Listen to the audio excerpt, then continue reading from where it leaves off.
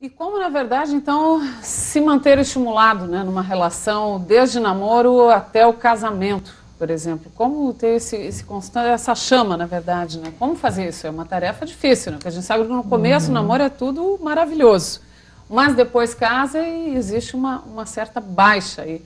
Como fazer, então, isso, né? Manter, na verdade, esse relacionamento Então, em alta? prestar atenção nessas coisas da realidade, quer dizer, prestar atenção que um amor se constrói, né?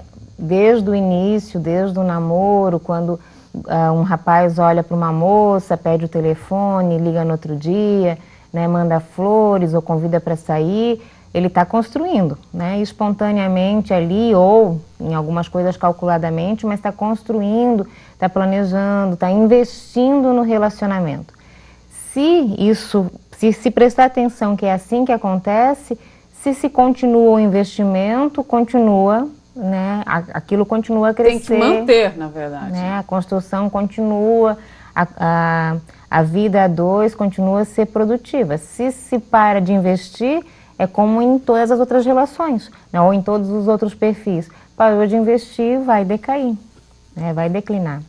E o que a gente faz então? Qual é a principal dica para homens e mulheres, né? Que os dois têm que ficar atentos, na verdade. Essa dica de prestar atenção. De conversar numa hora dessa, quando sentir que já não é mais a mesma coisa. Mas não é tanto que as pessoas também... Né, conversar, o diálogo é fundamental, mas o prestar atenção nas ações mesmo, né?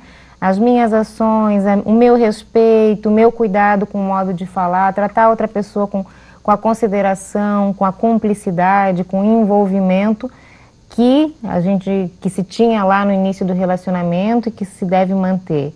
Então é mais o diálogo, a conversa é sempre importante, sempre esclarece, mas as ações é que fazem o homem, né? Que fazem o sujeito aí, é que fazem as relações.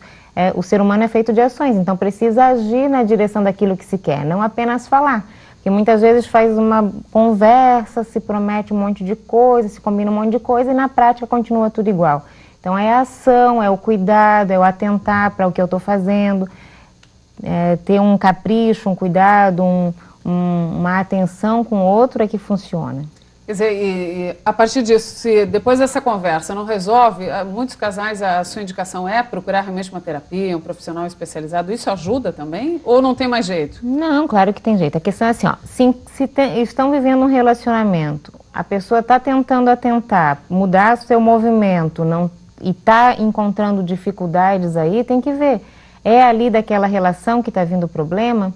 Né? Às vezes é uma teimosia da pessoa, uma negligência, uma falta de cuidado, que bastaria mudar a ação, né, e para alterar. Às vezes ela traz impasses da sua vida, né, anterior e vai encontrar aí no relacionamento com o outro, vai aparecer aí nesse relacionamento com o outro, vai se evidenciar esses impasses na sexualidade, né, até na possibilidade de se tecer com a outra pessoa, de se envolver mesmo na vida com a outra pessoa, acaba ficando presa em outras, né, ou na família de origem, ou prisioneira aí de outros entraves, e aí a pessoa precisa ver, pô, eu tô segura, eu tô inteira na relação, não tô conseguindo ficar, aí é a hora de identificar, de procurar um profissional para identificar o que está acontecendo de impasse. E Ana, quando acaba a relação, né, como superar o final de uma grande história, ou de uma história aí de muitos anos até mesmo, ou até de pouco tempo, que é uma situação difícil, né, o recomeçar. Muita gente acaba